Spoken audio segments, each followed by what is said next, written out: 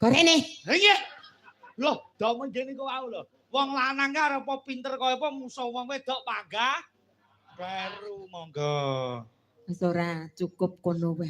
Ya weh nggih. Ning sing bener. Nggih, nggih kula waos. Menika katur para pamirsa sedaya NB. Awak radi sayah, Mas. Mboten saged minggah lenggah ndi Pak iki. Saya to. Ki sing njaluk ki sapa to jane iki? Nyuwun langgam panggondaning katresnan dipun bawani. Waduh. Weh, nyuwun panggondaning katresnan panyuwunan saking sinten kok iki, Mas? Sik menawa neneng ning kene. Waduh, niki wonten tali asih dipun sipeng langkung rumiyin. Monggo dene dipun rumeksa nggih. Nggih. Menika wonten pamundutan panggondaning katresnan. Sik dilanjutne ning loro iki. Mbok bilih mangke wonten pamundutan sanesipun saking Mas Edi Pentol. Pentole sapa, Mas? Mas Edi Pentol nyuwun Roro Jonggrang. Jan jumbuhke. Ning saderenge niki badhe ngaturaken lagu wajib. Sedaya menika tiyang gesang wonten ing alam Padang punika kathah ingkang dados supenipun tansah sinandangan apes murka kelawan lali supados saged to eling ya. Saged emut malik sarung Mbah Muji. Nyuwun slendro.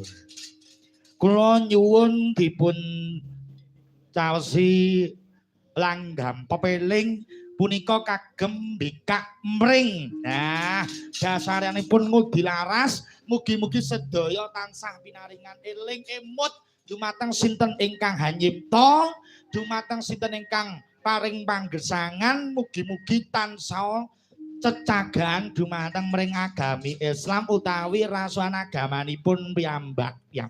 Monggo dipun maringi langgam pepiling langsung kemawon saking ngudi laras dados ca semonggo.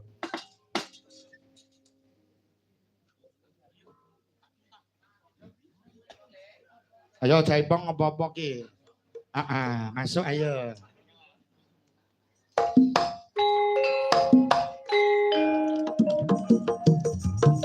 Oke.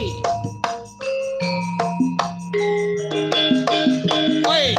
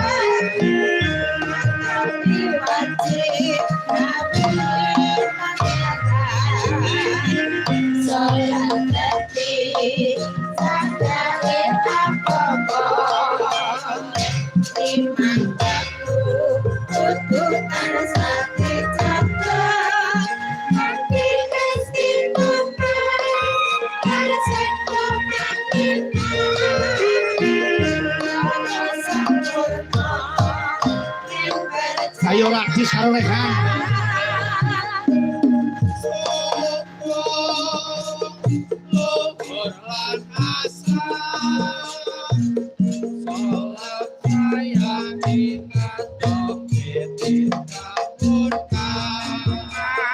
Yeah.